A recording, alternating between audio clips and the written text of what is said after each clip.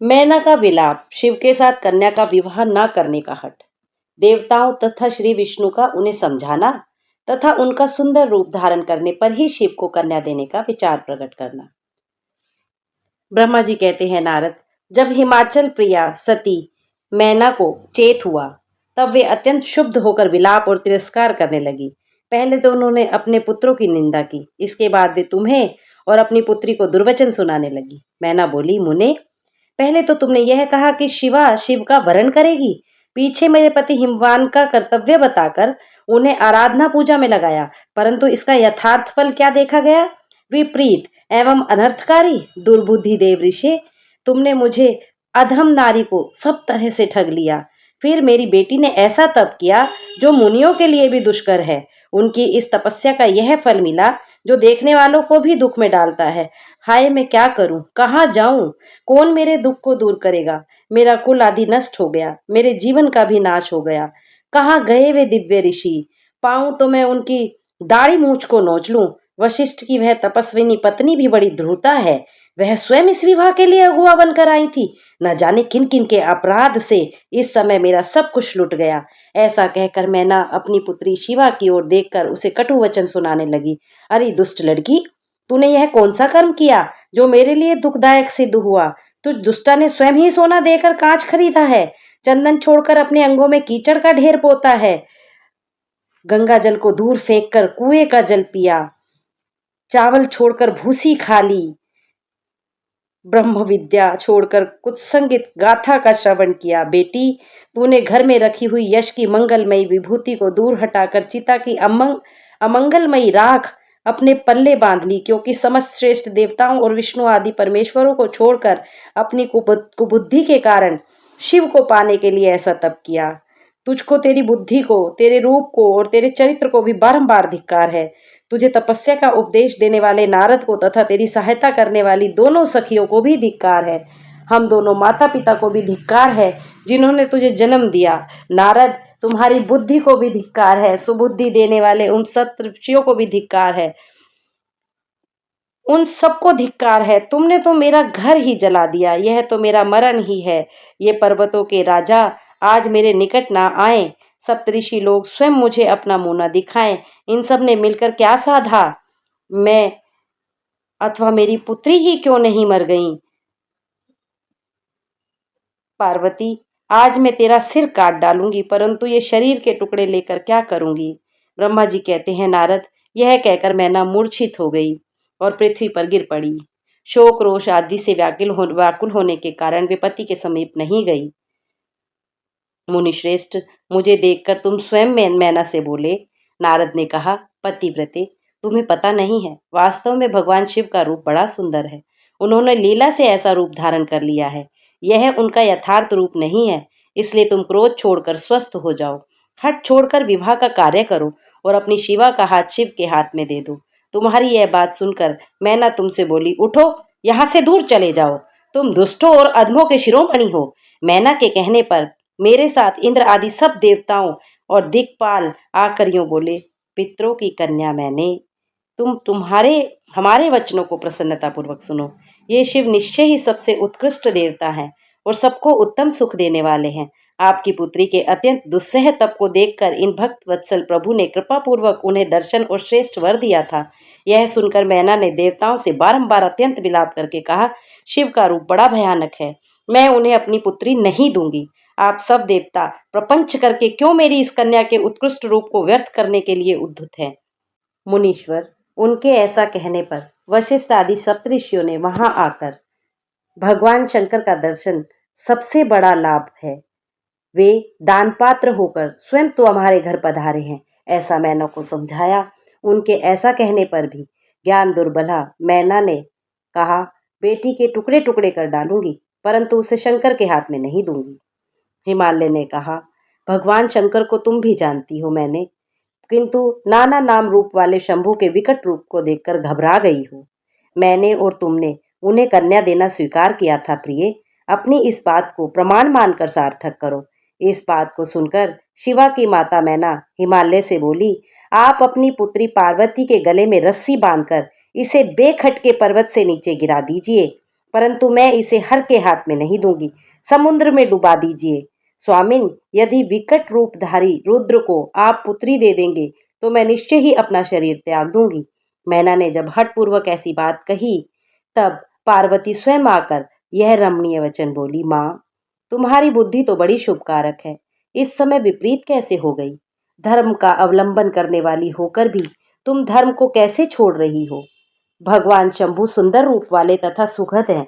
माता जी, श्री विष्णु और ब्रह्मा आदि भी इनकी सेवा करते हैं। विकारों की इन तक पहुंच नहीं है। ये तीन देवताओं के स्वामी हैं, अविनाशी एवं सनातन हैं, कर्ता हर्ता और स्वामी है, ये सबके अधिष्ठान है। इनके लिए ही सब देवता किंकर होकर तुम्हारे द्वार पर पधारे हैं और उत्सव मना रहे हैं। यदि तुम इनके हाथ में मुझे नहीं दोगी तो मैं दूसरे किसी वर का वरण नहीं करूंगी। माँ, मैंने मन, वाणी और क्रिया द्वारा स्वयं हर का वरण किया है, हर का ही वरण किया है। अब तुम्हारी जैसी इच्छा हो वह करो। ब्रह्मा जी कहते हैं, नारद, पार्वती की यह बात सुनकर शैलेश्वर प्रिया मैना बहुत ही उत्तेजित हो गई और पार्वती को डांटती हुई दुर्वचन कहकर रोने और विलाप करने लगी। इसी बीच में उनके सुदृढ़ एवं महान हठ की बात सुनकर शिव प्रिय भगवान विष्णु भी तुरंत वहां आ पहुंचे और बोले। विष्णु ने कहा, देवी, तुम पितरों की मानसी पुत्री एवं उन्हें बहुत ही प्यारी हो, साथ ही गिरिराज हिमालय की गुणवती पत्नी हो। इस समय तुम्हारा संबंध साक्षात ब्रह्मा जी के उत्तम कुल से है। तुम तो धर्म की आधारभूता हो, फिर धर्म का त्याग कैसे करती हो?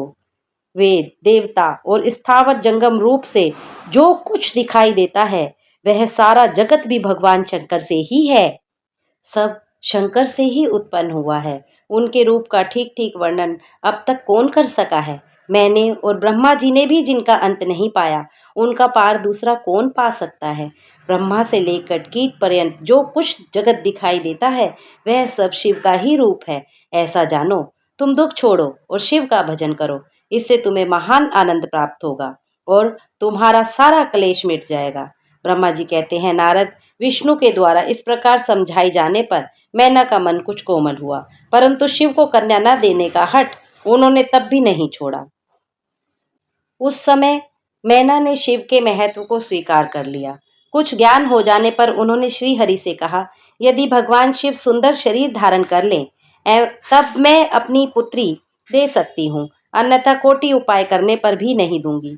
ऐसा कहकर दृढ़ता पूर्वक उत्तम व्रत का पालन करने वाली मैना शिव की इच्छा से प्रेरित हो चुप हो गई। धन्य है शिव की माया जो सबको मोह में डाल देती है। भगवान शिव का अपने परम सुंदर दिव्य रूप को प्रकट करना, मैना की प्रसन्नता और क्षमा प्रार्थना तथा पूर्ववासिनी स्त्रियों का शिव के रूप का दर्शन करके जन्म और जीवन को सफल मानना। ब्रह्मा जी कहते हैं, नारद, इसी समय भगवान विष्णु से प्रेरित हो तुम शीघ्र ही भगवान शंकर को अनुकूल बनाने के लिए उनके निकट गए। वहां जाकर देवताओं का कार्य सिद्ध करने की इच्छा से नाना प्रकार के स्त्रोतों द्वारा तुमने रुद्रदेव को संतुष्ट किया। तुम्हारी बात सुनकर शंभु ने प्रसन्नता पूर्वक अद्भुत उत्तम एवं दिव्य रूप को धारण कर लिया। ऐसा करके उन्होंने अपने दयालु स्वभाव का परिचय दिया। मुने, भगवान शंभु का वह स्वरूप कामदेव से भी अधिक सुंदर तथा लावण्य का परम आश्रय था। वहां पहुंचकर तुमने कहा, विशाल नेत्रों वाली मैंने भगवान शिव के उस सर्वोत्तम रूप का दर्शन करो। यह रूप प्रकट करके उन करुणामय शिव ने तुम पर बड़ी ही कृपा की है। तुम्हारी यह बात सुनकर शैलराज की पत्नी मैना आश्चर्यचकित हो गई। उन्होंने शिव के उस परमदायक रूप का दर्शन किया जो करोड़ों सूर्यों के समान तेजस्वी, विचित्र वस्त्रधारी तथा नाना प्रकार के आभूषणों से विशोभित था। मुनीश्वर, उस समय वहां परमात्मा शिव की जैसी शोभा हो रही थी उसका विशेष रूप से वर्णन करने में कौन समर्थ हो सकता है। देवता आदि सब लोग विवाह देखने के लिए उत्कंठित हो खूब सज धज कर अपनी पत्नियों के साथ पर ब्रह्म शिव का यशोगान करते हुए जा रहे थे। विश्वावसु आदि गंधर्व अप्सराओं के साथ हो शंकर जी के उत्तम यश का गान करते हुए उनके आगे आगे चल रहे थे। मुनिश्रेष्ठ, महेश्वर के शैलराज के द्वार पर पधारते समय इस प्रकार वहां नाना प्रकार का महान उत्सव हो रहा था। उन्हें वैसे विलक्षण रूप में देखकर मैना क्षण भर के लिए चित्र लिखी सी हो गई। फिर बड़ी प्रसन्नता के साथ बोली, महेश्वर, मेरी पुत्री धन्य है जिसने बड़ा भारी तप किया और उस तप के प्रभाव से आप मेरे इस घर में पधारे। पहले जो मैंने आप शिव की अक्षम्य निंदा की है, उसे मेरी शिवा के स्वामी शिव आप क्षमा करें और इस समय पूर्णतः प्रसन्न हो जाएं। ब्रह्मा जी कहते हैं, नारद, इस प्रकार बात करके चंद्रमौली शिव की स्तुति करती हुई शैलप्रिया मैना ने उन्हें हाथ जोड़ प्रणाम किया। फिर वे लज्जित हो गईं। इतने में ही बहुत सी पूर्वासिनी स्त्रियां भगवान शिव के दर्शन की लालसा से अनेक प्रकार के काम छोड़कर वहां आ पहुंची। जो जैसी थी वैसे ही अस्त व्यस्त रूप में दौड़ आई। भगवान शंकर का मनोहारी रूप देखकर वे सब बोली, अहो, हिमवान के नगर में निवास करने वाले लोगों के नेत्र आज सफल हो गए। शिव के दर्शन से हर्ष को प्राप्त हो प्रेम प्रेम पूर्ण हृदय वाली वे नारियां महेश्वर की उस मूर्ति को अपने मन मंदिर में बिठाकर मोहित सी हो गई थी। निश्चय ही उनका जन्म सार्थक हो गया है। उसी का जन्म सफल है और उसी की सारी क्रियाएं सफल हैं, जिसने संपूर्ण पापों का नाश करने वाले साक्षात शिव का दर्शन किया है। पार्वती ने शिव के लिए जो तप किया है, उसके द्वारा उन्होंने अपना सारा मनोरथ सिद्ध कर लिया है। तपस्या के बिना मनुष्य के लिए शंभु का दर्शन दुर्लभ है। भगवान शंकर के दर्शन मात्र से ही सब लोग कृतार्थ हो गए। जो जो सर्वेश्वर गिरिराजपति शंकर का दर्शन करते हैं, वे सारे पुरुष श्रेष्ठ हैं और हम सारी स्त्रियां भी धन्य हैं। ब्रह्मा जी कहते हैं, नारद, ऐसी बात कहकर उन स्त्रियों ने चंदन और अक्षत से शिव का पूजन किया और बड़े आदर से उनके ऊपर खीलों की वर्षा की। स्त्रियों के मुख से वैसी शुभ बातें सुनकर विष्णु आदि सब देवताओं के साथ भगवान शिव को भी बड़ा हर्ष हुआ। मैना द्वारा द्वार पर भगवान शिव का परिछन, उनके रूप को देखकर संतोष का अनुभव, अन्यान्य इस युवतियों द्वारा वर की प्रशंसा, पार्वती का अंबिका पूजन के लिए बाहर निकलना तथा देवताओं और भगवान शिव का उनके सुंदर रूप को देखकर प्रसन्न होना। ब्रह्मा जी कहते हैं, नारद, भगवान शिव प्रसन्नचित हो अपने गणों समस्त देवताओं तथा अन्य लोगों के साथ कौतूहल पूर्वक गिरिराज हिमवान के धाम में गए। हिमाचल की श्रेष्ठ पत्नी मैना भी उन स्त्रियों के साथ घर के भीतर गई और शंभु की आरती उतारने के लिए हाथ में दीपकों से सजी हुई थाली लेकर सभी ऋषि पत्नियों तथा अन्य स्त्रियों के साथ आदर पूर्वक द्वार पर आई। वहां आकर मैना ने संपूर्ण देवताओं से सेवित गिरजापति महेश्वर शंकर को, जो द्वार पर उपस्थित थे, बड़े प्यार से देखा। उनकी अंग कांति मनोहर चंपा के समान थी। उनके एक मुख और 3 नेत्र थे। प्रसन्न मुखारविंद पर मंद मुस्कान की छटा छा रही थी।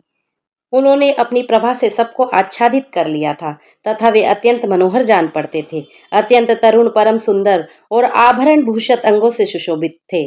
कमनियों को भी अत्यंत कमनीय प्रतीत होते थे। उनमें व्यग्रता का अभाव था। उनका मुखारविंद कोटि चंद्रमाओं से भी अधिक आनंददायक था। ऐसे सुंदर रूप वाले उत्कृष्ट देवता भगवान शिव को जामाता के रूप में अपने सामने खड़ा देख मैना की सारी शोक चिंता दूर हो गई। वे परमानंद सिंधु में निमग्न हो गई और अपने भाग्य की, गिरिजा की, गिरिराज हिमवान की और उनके समस्त कुल की भूरी भूरी प्रशंसा करने लगी। उन्होंने अपने आप को कृतार्थ माना और वे बारंबार हर्ष का अनुभव करने लगी। सती मैना का मुख प्रसन्नता से खिल उठा। वे अपने दामाद की शोभा का सा आनंद अवलोकन करती हुई उनकी आरती उतारने लगी। गिरिजा की कही हुई बात को बार बार याद करके मैना को बड़ा विस्मय हो रहा था। पार्वती ने मुझसे पहले जैसा बताया था, उससे भी अधिक सौंदर्य मैं इस परमेश्वर शिव के अंगों में देख रही हूँ। महेश्वर का मनोहर लावण्य इस प्रकार अवर्णनीय था। ऐसा सोचकर आश्चर्यचकित हुई मैना अपने घर के भीतर आई। वहां आई हुई युवतियों ने भी वर के मनोहर रूप की भूरी भूरी प्रशंसा की। सभी देवता और हिमाचल ने भी आनंदित होकर द्वारोचित मंगलाचार किया। समस्त नारियों के साथ मैना ने भी महान उत्सव मनाते हुए वर का परीक्षण किया। फिर वे प्रसन्नता पूर्वक घर में चली गईं। इसके बाद भगवान शिव अपने गणों और देवताओं के साथ अपने को दिए हुए स्थान, जो जनवासा कहलाता है, वहां पर चले गए। इसी बीच में गिरिराज के अंतपुर की स्त्रियां दुर्गा को साथ ले कुल देवी की पूजा के लिए बाहर निकली। वहां देवताओं ने, जिनकी पलक कभी नहीं गिरती थी, प्रसन्नता पूर्वक पार्वती को देखा। उनकी अंग कांति नील अंजन के समान थी। वे अपने मनोहर अंगों से ही विभूषित थी। उनका कटाक्ष केवल भगवान त्रिलोचन पर ही आदर पूर्वक पड़ता था। दूसरे किसी पुरुष की ओर उनके नेत्र नहीं जाते थे। उनका प्रसन्न मुख मंद मुस्कान से सुशोभित था। समस्त देवता आदि ने जगत की आदि कारणभूता जग जननी पार्वती देवी को देखकर भक्ति भाव से मस्तक झुका मैना सहित उन्हें प्रणाम किया। त्रिलोचन शिव ने भी बड़ी प्रसन्नता के साथ कनखियों से उन्हें देखा और उनमें सती की आकृति देखकर अपनी विरह वेदना को त्याग दिया। शिवा पर आंखें गड़ाकर भगवान शिव उस समय सब कुछ भूल गए। उनके सारे अंगों में रोमांच हो आया। वे हर्ष का अनुभव करते हुए गौरी की ओर देखने लगे। गौरी उनकी आंखों में समा सी गई थी। इधर कालीपुरी से बाहर जाकर अंबिका देवी की पूजा करने के बाद ब्राह्मण पत्नियों के साथ पुनः अपने पिता के रमणीय भवन में लौट आईं। भगवान शंकर भी मुझ ब्रह्मा विष्णु और देवताओं के साथ हिमाचल के बताए हुए अपने नियत स्थान पर प्रसन्नता पूर्वक गए। वहां गिरिराज के द्वारा नाना प्रकार की सुंदर समृद्धि से सम्मानित हुए वे सब लोग सुखपूर्वक ठहर गए और भगवान शिव की सेवा करने लगे। वर पक्ष के आभूषणों से विभूषित शिव की निराजना, कन्यादान के समय वर के साथ सब देवताओं का हिमाचल के घर के आंगन में विराजना तथा वर वधु के द्वारा एक दूसरे का पूजन। ब्रह्मा जी कहते हैं, नारद, तदंतर गिरिश्रेष्ठ हिमवान ने प्रसन्नता और उत्साह के साथ वेद मंत्रों द्वारा दुर्गा और शिव का उपस्नान करवाया। तत्पश्चात गिरिराज की प्रार्थना से श्री विष्णु आदि देवता तथा मुनि कौतूहल पूर्वक उनके घर के भीतर गए। वहां उन्होंने वैदिक और लौकिक आचार की यथार्थ रीति से पालन करके भगवान शिव के दिए हुए आभूषणों से देवी शिवा को अलंकृत किया। सखियों और ब्राह्मण की पत्नियों ने पहले पार्वती को स्नान करवाया, फिर इस प्रकार सब प्रकार के वस्त्राभूषणों द्वारा विभूषित करके उनकी आरती उतारी। तीनों लोकों की जननी महाशैल पुत्री सुंदरी शिवा दिव्य वस्त्राभूषणों से सुसज्जित होकर मन ही मन भगवान शिव का ध्यान करती हुई वहीं बैठी। उस समय उनकी बड़ी शोभा हो रही थी। इस अवसर पर दोनों पक्षों में महान आनंददायक उत्सव होने लगा। ब्राह्मणों को शास्त्रोक्त रीति से नाना प्रकार का दान दिया गया। अन्य लोगों को भी वहां भांति भांति के बहुत से द्रव्य बांटे गए। विशेष उत्सव के साथ गीत और वाद आदि के द्वारा लोगों का मनोरंजन किया गया। तदंतर मैं, ब्रह्मा, भगवान विष्णु, इंद्र आदि देवता तथा मुनि ये सब के सब बड़ी प्रसन्नता के साथ सा आनंद उत्सव मनाते हुए भक्ति भाव से शिवा को प्रणाम कर शिव के चरणार बिंदु को चिंतन पूर्वक हिमालय की आज्ञा ले अपने अपने स्थान पर चले आए। इसके बाद गर्ग ने कन्यादान का समय जान हिमाचल से श्री शंकर तथा बारातियों को बुलाने के लिए कहा। फिर तो बाजे बजने लगे। हिमाचल के मंत्रियों ने जाकर वर और बारातियों से शीघ्र पधारने के लिए प्रार्थना की। वे बोले, कन्यादान के लिए उचित समय आ गया है, अतः आप शीघ्र मंडप में पधारे। तदंतर भगवान शिव को सुंदर वस्त्राभूषणों से सुसज्जित करके वृषभ की पीठ पर बिठाया गया और जय बोलते हुए सब लोग चले। भगवान शंकर को आगे करके बाजे बजाते और कौतुक करते हुए सब बाराती हिमाचल के घर को गए। हिमाचल के भेजे हुए ब्राह्मण तथा श्रेष्ठ पर्वत कौतूहल पूर्वक शंभु के आगे आगे चलते थे। भगवान के मस्तक पर बहुत बड़ा छत्र तना हुआ था। सब ओर से उन्हें चवर डुलाया जाता था तथा वे महेश्वर चंदोवे के नीचे होकर चलते थे। मैं, विष्णु, इंद्र और लोकपाल आगे रहकर उत्तम शोभा से सुशोभित हो रहे थे। उस महान उत्सव के समय शंख, भेरी, पटह, आनक और गोमुख आदि बाजे बार बार बज रहे थे। इन सब के साथ जगत के एकमात्र जीवन बंधु भगवान शिव परमेश्वरोचित तेज से संपन्न हो यात्रा कर रहे थे। उस समय समस्त देवेश्वर उनकी सेवा में उपस्थित बड़े हर्षोल्लास के साथ उन पर फूलों की वर्षा करते थे। इस प्रकार पूजित और बहुत सी स्तुतियों द्वारा प्रशंसित हो परमेश्वर शिव ने यज्ञ मंडप में प्रवेश किया। वहां श्रेष्ठ पर्वतों ने शिव को वृषभ से उतारा और महान उत्सव के साथ प्रेम पूर्वक उन्हें घर के भीतर ले गए। हिमालय ने भी घर में आए हुए देवताओं सहित महेश्वर को विधि पूर्वक भक्तिभाव से प्रणाम करके उनकी आरती उतारी। फिर महान उत्सव पूर्वक अपने भाग्य की सराहना करते हुए उन्होंने अन्य समस्त देवताओं और मुनियों को प्रणाम करके उन सबको सादर समादर किया। श्री विष्णु सहित महेश्वर को तथा मुख्य मुख्य देवताओं को पाद अर्घ देकर हिमालय उन्हें अपने भवन के भीतर ले गए और आंगन में रत्नमय सिंहासनों के ऊपर मुझको, विष्णु को, शंकर जी को तथा अन्य वशिष्ठ व्यक्तियों को बैठाया। उस समय मैना ने अपनी सखियों, ब्राह्मण पत्नियों तथा अन्य पुरंद्रियों के साथ आकर सा आनंद आरती उतारी। कर्मकांड के ज्ञाता पुरोहित महात्मा शंकर के लिए मधुपर्क पूजन आदि जो जो आवश्यक कृत्य थे उन सबको सहर्ष संपन्न किया। इसके बाद हिमालय ने अंतर्वेदी में, जहां समस्त आभूषणों से विशोभित उनकी कन्या वेदी के ऊपर विराजमान थी, वहां मेरी और श्री विष्णु के साथ महादेव जी को ले गए। गर्ग ने पुण्य वाचन करते हुए पार्वती जी की अंजलि में चावल भरे और शिव के ऊपर अक्षत छोड़े। परम उदार सुमुखी पार्वती ने दही, अक्षत, कुश और जल से वहां रुद्रदेव का पूजन किया, जिनके लिए शिव ने बड़ी भारी तपस्या की थी। उन भगवान शिव को बड़े प्रेम से देखती हुई वे वहां अत्यंत शोभा पा रही थी। शिवा ने इनके लिए बहुत भारी तपस्या की थी। फिर मेरे और गर्गादि मुनियों के कहने से शंभु ने लोकाचारवश शिवा का पूजन किया। इस प्रकार परस्पर पूजन करते हुए वे दोनों जगन्य में पार्वती परमेश्वर वहां सुशोभित हो रहे थे। त्रिभुवन की शोभा से संपन्न हो परस्पर देखते हुए उन दोनों दंपत्ति की लक्ष्मी आदि देवियों ने विशेष रूप से आरती उतारी। शिव पार्वती के विवाह का आरंभ। हिमालय के द्वारा शिव के गोत्र के विषय में प्रश्न होने पर नारद जी के द्वारा उत्तर। हिमालय का कन्यादान करके शिव को दहेज देना तथा शिवा का अभिषेक। ब्रह्मा जी कहते हैं, नारद, इसी समय वहां गर्गाचार्य से प्रेरित हो मैना सहित हिमवान ने कन्यादान का कार्य आरंभ किया। उस समय वस्त्राभूषणों से विभूषित महाभागा मैना सोने का कलश लिए पति हिमवान के दाहिने भाग में बैठी थी। इसके बाद हिमालय ने ब्राह्मणों से कहा, आप लोग तिथि आदि से के कीर्तन पूर्वक कन्यादान के संकल्प वाक्य का प्रयोग बोलें। इसके लिए अवसर आ गया है। वे सब श्रेष्ठ काल के ज्ञाता थे, अतः तथास्तु कहकर वे सब बड़ी प्रसन्नता के साथ तथा तिथि आदि का कीर्तन करने लगे। तदंतर सुंदर लीला करने वाले परमेश्वर शंभु के द्वारा मन ही मन प्रेरित हो हिमाचल ने प्रसन्नता पूर्वक हंसकर उनसे कहा, शंभु, आप अपने गोत्र का परिचय दें, प्रवर, कुल, नाम, वेद और शाखा का प्रतिपादन करें। अब अधिक समय ना बिताएं। हिमाचल की बात सुनकर भगवान शंकर सम्मुख होकर भी विमुख हो गए, अशोचनीय होकर भी तत्काल शोचनीय अवस्थाओं में पड़ गए। उस समय श्रेष्ठ देवताओं, मुनियों, गंधर्वों, यक्षों और सिद्धों ने देखा कि भगवान शिव के मुख से कोई उत्तर नहीं निकल रहा है। नारद यह देखकर तुम हंसने लगे और महेश्वर का मन ही मन स्मरण करके गिरिराज से यूं बोले, पर्वतराज, तुम मूर्ता के वशीभूत होकर कुछ भी नहीं जानते। महेश्वर से क्या कहना चाहिए और क्या नहीं, इसका तुम्हें पता ही नहीं है। वास्तव में तुम बड़े बहिर्मुखी हो। तुमने इस समय साक्षात हर से उनका गोत्र पूछा है और उसे बताने के लिए उन्हें प्रेरित किया है। तुम्हारी यह बात अत्यंत उपहासजनक है।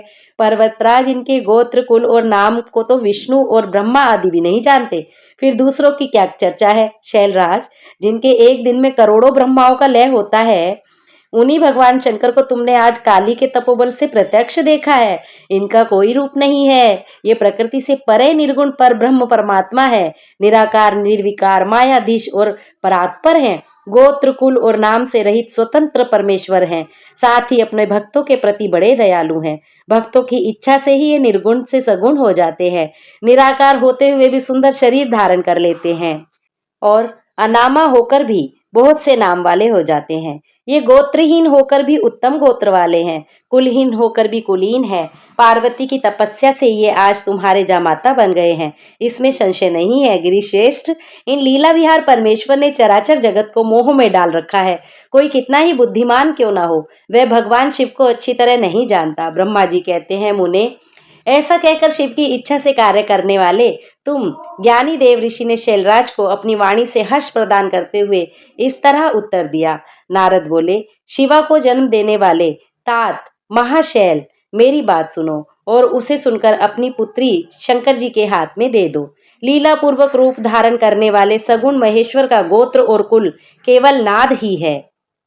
इस बात को तुम अच्छी तरह समझ लो। शिव नाद में है और नाद शिव में है, यह सर्वदा सच्ची बात है। नाद और शिव, इन दोनों में कोई अंतर नहीं है। शैलेंद्र, सृष्टि के समय सबसे पहले लीला के लिए सगुण रूप धारण करने वाले शिव से नाद ही प्रकट हुआ था, अतः वह सबसे उत्कृष्ट है। हिमालय, इसीलिए मन ही मन सर्वेश्वर शंकर के द्वारा प्रेरित हो मैंने आज अभी वीणा बजाना आरंभ कर दिया था। ब्रह्मा जी कहते हैं, मुने, तुम्हारी यह बात सुनकर गिरिराज हिमालय को संतोष प्राप्त हुआ और उनके मन का सारा विस्मय जाता रहा। तदंतर श्री विष्णु आदि देवता तथा मुनि सब के सब विस्मय रहित हो नाद को साधुवाद देने लगे। महेश्वर की गंभीरता जानकर सभी विद्वान आश्चर्यचकित हो प्रसन्नता के साथ परस्पर बोले, जिनकी आज्ञा से हम इस विशाल जगत का प्राकट्य हुआ है, जो परात्परतर आत्मबोध स्वरूप स्वतंत्र लीला करने वाले तथा उत्तम भाव से ही जानने योग्य हैं, उन त्रिलोकनाथ भगवान शंभु का आज हम लोगों ने भली भांति दर्शन किया है।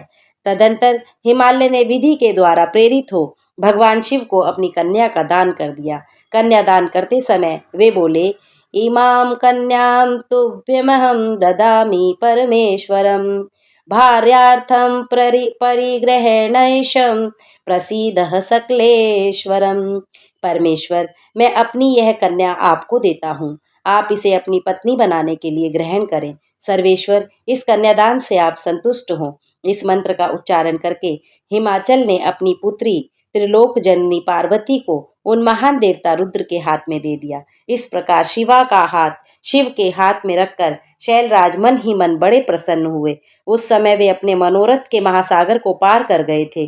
परमेश्वर महादेव जी ने प्रसन्न हो वेद मंत्र के उच्चारण पूर्वक गिरिजा के कर कमल को शीघ्र अपने हाथ में ले लिया। लोकाचार के पालन की आवश्यकता को दिखाते हुए उन भगवान शंकर ने पृथ्वी को स्पर्श करके कोहदात इत्यादि रूप से काम संबंधी मंत्र का पाठ किया। इस समय वहां सब और महान आनंददायक उत्सव होने लगा। पृथ्वी पर, अंतरिक्ष में तथा स्वर्ग में भी जय जयकार का शब्द गूंजने लगा। सब लोग अत्यंत हर्ष से भरकर साधुवाद देने और नमस्कार करने लगे। सब प्रेम पूर्वक गाने लगे, अप्सराएं नृत्य करने लगी। हिमाचल के नगर के लोग भी अपने मन में परम आनंद का अनुभव करने लगे। हम सब के मुखारविंद प्रसन्नता से खिल उठे। शैलराज हिमाचल ने अत्यंत प्रसन्न हो शिव के लिए कन्यादान की यथोचित संगता प्रदान की। तत्पश्चात उनके बंधुजनों ने भक्ति पूर्वक शिवा का पूजन करके नाना विधि विधान से भगवान शिव को उत्तम द्रव्य समर्पित किया। हिमालय के दहेज में अनेक प्रकार के द्रव्य, रत्न, पात्र और 1,00,000 सुसज्जित गाय, 1,00,000 सजे सजाए घोड़े, हाथी, करोड़ों स्वर्ण जटित रथ आदि वस्तुएं दी गई। इस प्रकार परमात्मा शिव को विधि पूर्वक अपनी पुत्री कल्याणमयी पार्वती का दान करके हिमालय कृतार्थ हो गए। इसके बाद शैलराज ने यजुर्वेद की मध्यान्हनी शाखा में वर्णित स्तोत्रों के द्वारा दोनों हाथ जोड़कर प्रसन्नता पूर्वक उत्तम वाणी में परमेश्वर शिव की स्तुति की। वेद वेता हिमाचल के आज्ञा देने पर मुनियों ने बड़े उत्साह के साथ शिवा के सर पर अभिषेक किया और महादेव जी का नाम लेकर उस अभिषेक की विधि पूरी की। मुने उस समय बड़ा आनंददायक महोत्सव हो रहा था। शिव के विवाह का उपसंहार, उनके द्वारा दक्षिणा वितरण, वर वधु का कोहबर और वास भवन में जाना, वहां स्त्रियों का उनसे लोकाचार का पालन कराना, रति की प्रार्थना से शिव द्वारा काम को जीवन दान एवं वर प्रदान, वर वधु का एक दूसरे को मिष्ठान भोजन कराना और शिव का जनवासे में लौटना। ब्रह्मा जी कहते हैं, नारद, मेरी आज्ञा पाकर महेश्वर ने ब्राह्मणों द्वारा अग्नि की स्थापना करवाई और पार्वती को अपने आगे बिठाकर वहां ऋग्वेद, यजुर्वेद तथा सामवेद के मंत्रों द्वारा अग्नि में आहुतियां दी। उस समय काली के भाई मैनाक ने लावा की अंजलि दी और काली तथा शिव दोनों ने आहुति देकर लोकाचार का आश्रय ले प्रसन्नता पूर्वक अग्निदेव की परिक्रमा की। नारद, तदंतर शिव की आज्ञा से मुनियों सहित मैंने शिवा शिव विवाह का शेष कार्य प्रसन्नता पूर्वक पूरा किया। फिर उन दोनों दंपतियों के मस्तक का अभिषेक हुआ। ब्राह्मणों ने उन्हें आदर पूर्वक ध्रुव का दर्शन कराया। तत्पश्चात हृदयालंबन का कार्य हुआ। फिर बड़े उत्साह के साथ स्वस्ति वाचन किया गया। इसके पश्चात ब्राह्मणों की आज्ञा से शिव ने शिवा के सिर में सिंदूर दान किया। उस समय गिरिराज नंदिनी उमा की शोभा अद्भुत और अवर्णनीय हो गई। फिर ब्राह्मणों के आदेश से शिव दंपति एक आसन पर विराजमान हो भक्तों के चित्त को आनंद देने वाली उत्तम शोभा पाने लगे। मुने, तदंतर अद्भुत लीला करने वाले उन नव दंपति ने मेरी आज्ञा पाकर अपने स्थान पर संस्वप्राशन किया। इस प्रकार विधि पूर्वक उस वैवाहिक यज्ञ के पूर्ण हो जाने पर भगवान शिव ने मुझे लोकसृष्टा ब्रह्मा को पूर्ण पात्र दान दिया। संस्वप्राशन अग्नि में घी देने की आहुति होती है। प्रत्येक आहुति में ऐसा किया जाता है। प्रोक्षणी पात्र में डाले हुए घी को ही संस्रव कहते हैं। अंत में यजमान उसे पीता है। इसी को संस्रव प्राशन कहा गया है। फिर शंभु ने आचार्य को गोदान किया। मंगलदायक जो बड़े बड़े दान बताए गए हैं वे भी सहर्ष संपन्न किए गए। तत्पश्चात उन्होंने बहुत से ब्राह्मणों को पृथक पृथक 100 स्वर्ण मुद्राएं दी, करोड़ों रत्न दान दिए। वादों का मनोहर ध्वनि सबके आनंद को बढ़ाने लगे। इसके बाद मैं, श्री विष्णु, देवता, ऋषि तथा अन्य सब लोग गिरिराज से आज्ञा ले बड़ी प्रसन्नता के साथ शीघ्र ही अपने अपने डेरे में चले गए। उस समय हिमालय नगर की स्त्रियां आनंद मग्न हो शिव और पार्वती को लेकर कोहबर में गई। वहां उन सबने सादर पूर्वक वर वधु से लोकाचार का संपादन कराया। उस समय सब और परमानंददायक महान उत्साह छा रहा था।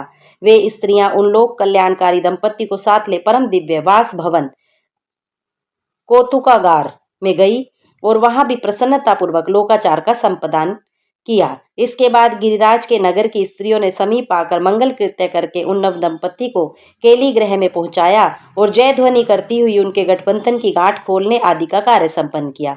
उस समय उन नूतन दंपति को देखने के लिए 16 दिव्य नारियां बड़े आदर के साथ शीघ्रतापूर्वक वहां आई। उनके नाम सरस्वती, लक्ष्मी, सावित्री, गंगा, अदिति, सची, लोपामुद्रा, अरुंधति, अहिल्या, तुलसी, स्वाहा, रोहिणी, पृथ्वी, शत्रुपा, संज्ञा तथा रति। वे देवांगनाएं तथा मनोहरणी, देवकन्या, नागकन्या आदि मुनि कन्याएं भी वहां पहुंची। वहां जितनी स्त्रियां उपस्थित थी उन सब की गणना करने में कौन समर्थ है। उनके दिए हुए रत्नमय सिंहासन पर भगवान शिव प्रसन्नता पूर्वक बैठे। इसी अवसर पर अनुकूल समय जान प्रसन्न हुई रति ने दीन वत्सल भगवान शंकर से कहा, भगवान, पार्वती का पाणी ग्रहण करके आपने अत्यंत दुर्लभ सौभाग्य प्राप्त किया है। बताइए, मेरे प्राणनाथ को सर्वथा स्वार्थ रहित थे, आपने क्यों भस्म कर डाला? अब यहाँ मेरे पति को जीवित कीजिए और अपने अंतःकरण में काम संबंधी व्यापार को जगाइए। आपको और मुझको जो समान रूप से वियोग जनित संताप प्राप्त हुआ है उसे दूर कीजिए। महेश्वर, आपके इस विवाह उत्सव में सब लोग सुखी हुए हैं, केवल मैं ही अपने पति के बिना दुख में डूबी हुई हूँ। देव, आप प्रसन्न होइए और मुझे सनाथ कीजिए। अपनी कही हुई बात को सत्य कीजिए। चराचर प्राणियों सहित तीनों लोकों में आपके सिवा दूसरा कौन है जो मेरे दुख का नाश करने में समर्थ है? ऐसा जानकर आप मुझ पर दया कीजिए। सबको आनंद प्रदान करने वाले अपने इस विवाह उत्सव में मुझे भी उत्सव संपन्न बनाइए। मेरे प्राणनाथ के जीवित होने पर ही अपनी प्रिया पार्वती के साथ आपका सुंदर विहार परिपूर्ण होगा, इसमें कोई संशय नहीं है। यहाँ अधिक कहने से क्या लाभ। सर्वेश्वर, आप शीघ्र मेरे पति को जीवित कीजिए। ऐसा कहकर रति ने गांठ में बंधा हुआ कामदेव के शरीर का भस्म शंभू को दे दिया और उनके सामने रोने लगी। रति का रोदन सुनकर सरस्वती आदि सभी देवियां रोने लगी और अत्यंत दीन वाणी में बोली, प्रभु, आपका नाम भक्तवत्सल है, आप दीन बंधु और दया के सागर हैं, अतः काम को जीवन दान दीजिए और रति को उत्साहित कीजिए। आपको नमस्कार है। ब्रह्मा जी कहते हैं, नारद, उन सबकी यह बात सुनकर महेश्वर प्रसन्न हो गए। भगवान शूलपाणी की अमृतमय दृष्टि पड़ते ही पहले जैसा रूप, सुंदर रूप ले कामदेव उस भस्म से प्रकट हो गया। अपने पति का वैसे ही रूप, आकृति, मंद मुस्कान और धनुष बाण से युक्त देख रति ने महेश्वर को प्रणाम किया। भगवान शिव का अपने जीवित पति के साथ हाथ जोड़कर बार बार स्तवन किया। पत्नी सहित काम की हुई स्तुति को सुनकर भगवान शंकर अत्यंत प्रसन्न हुए और इस प्रकार बोले, मनोभव, पत्नी सहित तुमने जो स्तुति की है उससे मैं बहुत प्रसन्न हूँ। स्वयं प्रकट होने वाले काम, तुम वर मांगो, मैं तुम्हें मनोवांछित वस्तु दूंगा। शंभु का यह वचन सुनकर कामदेव महान आनंद में निमग्न हो गया और हाथ जोड़ मस्तक झुकाकर गदगद वाणी में बोला, महादेव, यदि आप मुझ पर प्रसन्न हैं तो मेरे लिए आनंददायक होइए। प्रभु, पूर्व काल में मैंने जो अपराध किया था उसे क्षमा कीजिए। स्वजनों के प्रति परम प्रेम और अपने चरणों की भक्ति दीजिए। कामदेव का यह कथन सुनकर परमेश्वर शिव प्रसन्न हो बोले, बहुत अच्छा। इसके बाद उन कर्णा निधान ने हंसकर कहा, महामते कामदेव, मैं तुम पर प्रसन्न हूँ, तुम अपने मन से भय को निकाल दो, भगवान विष्णु के पास जाओ और इस घर से बाहर ही रहो। तदंतर काम शिव जी को प्रणाम करके बाहर आ गया। विष्णु आदि देवताओं ने उसे आशीर्वाद दिया। इसके बाद भगवान शंकर ने उस वास भवन में पार्वती को बाएं बिठाकर मिष्टान भोजन कराया और पार्वती ने भी प्रसन्नता पूर्वक उनका मुंह मीठा किया। तदंतर वहां लोकाचार का पालन करते हुए आवश्यक कृत्य करके मैना और हिमवान की आज्ञा ले भगवान शिव जनवासे में चले गए। मुने, उस समय महान उत्सव हुआ और चार और वेद मंत्रों की ध्वनि होने लगी। लोग चारों प्रकार के बाजे बजाने लगे। फिर सभी ने भगवान शिव की स्तुति की। तत्पश्चात लीला पूर्वक शरीर धारण करने वाले महेश्वर शंभु ने उन सबको सम्मान दिया। फिर उन परमेश्वर की आज्ञा पाकर वे विष्णु आदि देवता अत्यंत प्रसन्न हो अपने अपने विश्राम स्थान को चले गए। रात को परम सुंदर सजे हुए वासगृह में शयन करके प्रातःकाल भगवान शिव का जनवासे में आगमन।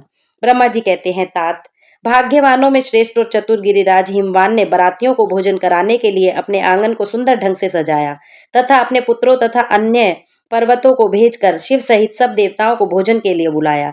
जब सब लोग आ गए तब उनको बड़े आदर के साथ उत्तम उत्तम भोज्य पदार्थों का भोजन कराया। भोजन के बाद हाथ मुंह धुलवाया। विष्णु आदि सब देवताओं विश्राम के लिए प्रसन्नता पूर्वक अपने अपने डेरे में चले गए। मैना की आज्ञा से साध्वी स्त्रियों ने भगवान शिव से भक्ति पूर्वक प्रार्थना करके उन्हें महान उत्सव से परिपूर्ण सुंदर वास भवन में ठहराया। मैना के दिए हुए मनोहर रत्न सिंहासन पर आदि बैठकर आनंदित हुए शंभु ने उस वास मंदिर का निरीक्षण किया। विश्वकर्मा का बनाया हुआ वह भवन नाना प्रकार के विचित्र चित्रों से सुसज्जित था। श्रेष्ठ रत्नों की सारभूत मणियों से निर्मित सुंदर हारों द्वारा उस वास गृह को अलंकृत किया गया था। उसमें विश्वकर्मा द्वारा निर्मित कृत्रिम बैकुंठ, ब्रह्मलोक, कैलाश, इंद्र भवन तथा शिवलोक आदि दिख रहे थे। ऐसे आश्चर्यजनक शोभा से संपन्न उस वास भवन को देखकर गिरिराज हिमालय की प्रशंसा करते हुए भगवान महेश्वर बहुत संतुष्ट हुए। वहां अति रमणीय रत्नजटित उत्तम पलंग पर परमेश्वर शिव बड़ी प्रसन्नता से लीलापूर्वक सोए। इधर हिमालय ने बड़ी प्रसन्नता से अपने समस्त भाई बंधुओं एवं दूसरों लोगों को भी भोजन कराया तथा जो कार्य शेष रह गए थे उन्हें भी पूर्ण किया। शैलराज हिमालय इस प्रकार आवश्यक कार्य में लगे हुए थे और प्रियतम परमेश्वर शिव शयन कर रहे थे। इतने में ही सारी रात बीत गई और प्रातः काल हो गया। प्रभात काल होने पर धैर्यवान और उत्साही पुरुष नाना प्रकार के बाजे बजाने लगे। उस समय श्री विष्णु आदि सब देवता सा आनंद उठे और अपने इष्ट देव देवेश्वर शिव का स्मरण करके वहां से कैलाश को चलने के लिए जल्दी जल्दी तैयार हो गए और उन्होंने अपने वाहन को भी तैयार कर लिया। धर्म को शिव के समीप भेजा। योग शक्ति से संपन्न धर्म नारायण की आज्ञा से वास गृह में पहुंचकर योगेश्वर शंकर से समयोजित बात बोले। हे प्रथम गणों के स्वामी महेश्वर, उठिए, आप हमारे लिए भी कल्याणकारी होइए। जनवासे में चलिए और वहां सब देवताओं को कृतार्थ कीजिए। धर्म की यह बात सुनकर भगवान महेश्वर हंसे। उन्होंने धर्म को कृपा दृष्टि से देखा और शैया त्याग दी। तुम चलो, मैं भी वहां शीघ्र ही आऊंगा। भगवान शिव के ऐसा कहने पर धर्म जनवासे में गए। भगवान शिव के वहां आने पर वहां की नारियों और देवताओं ने भगवान का स्तवन किया। चतुर्थी कर्म, बारात का कई दिनों तक ठहरना, सप्तऋषियों के समझाने से हिमालय का बारात को विदा करने के लिए राजी होना, मैना का शिव को अपनी कन्या सौंपना तथा बारात का पुरी के बाहर जाकर ठहरना। ब्रह्मा जी कहते हैं, विष्णु आदि देवता तथा ऋषि कैलाश लौटने का विचार करने लगे।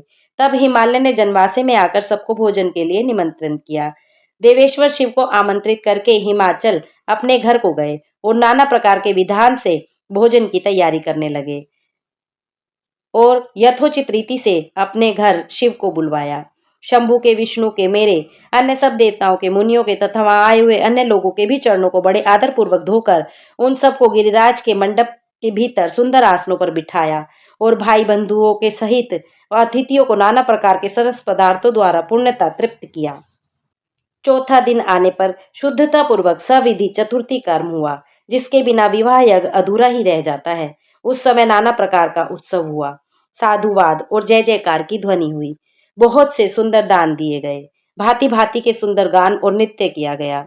देवताओं ने बड़े हर्ष के साथ शैलराज को सूचित किया, अब हम लोग यहाँ से जाना चाहते हैं, आप आज्ञा प्रदान करें। उनकी यह बात सुनकर गिरिराज हिमवान हाथ जोड़कर बोले, देवगण, आप लोग कुछ दिन और ठहरे, मुझ पर कृपा करें। यूं कहकर उन्होंने स्नेह के साथ उन देवताओं को, भगवान शिव को, मुझको और विष्णु को तथा अन्य लोगों को बहुत दिनों तक ठहराया और प्रतिदिन विशेष आदर सत्कार किया।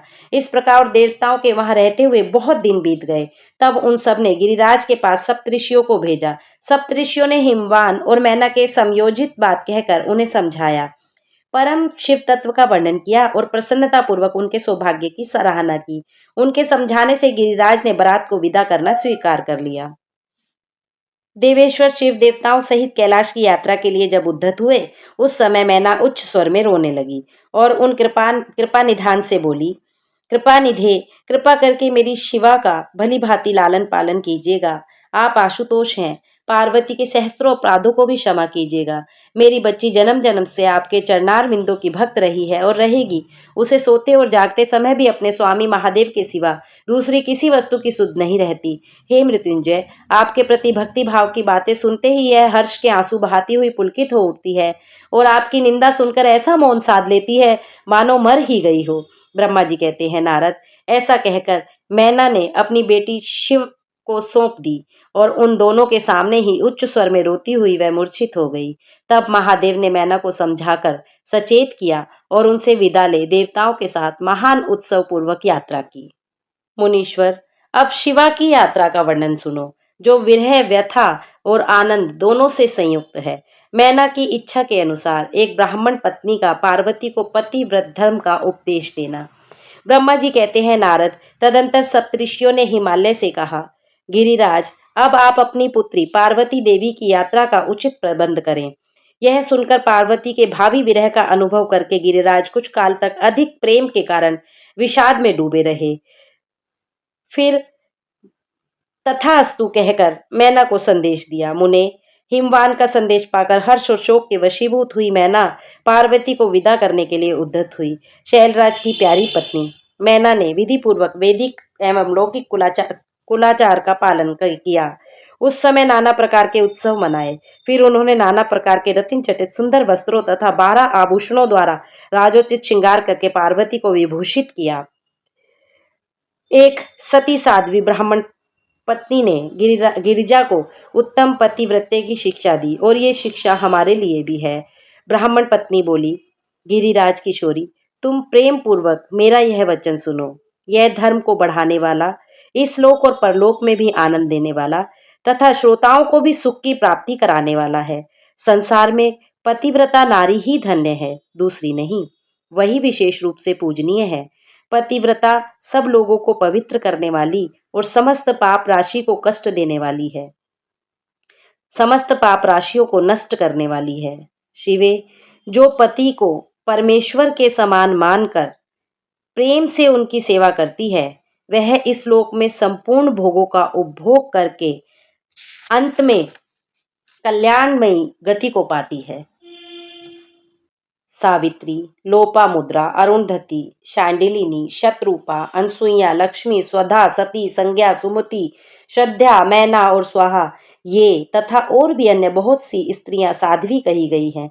यहाँ विस्तार भय से उनका नाम नहीं लिया जा सकता। वे अपने पतिव्रत्य के बल से ही सब लोगों की पूजनीय तथा ब्रह्मा, विष्णु और शिव मुनीश्वरों को भी माननीय हो गई हैं। इसलिए तुम्हें अपने पति भगवान शंकर की सदा सेवा करनी चाहिए। वे दीन दयालु, सबके सेवनीय और सत्पुरुषों के आश्रय हैं। श्रुतियों और स्मृतियों में पतिव्रता धर्म को महान बताया है। इसको जैसा श्रेष्ठ बताया जाता है, वैसा दूसरा धर्म नहीं है।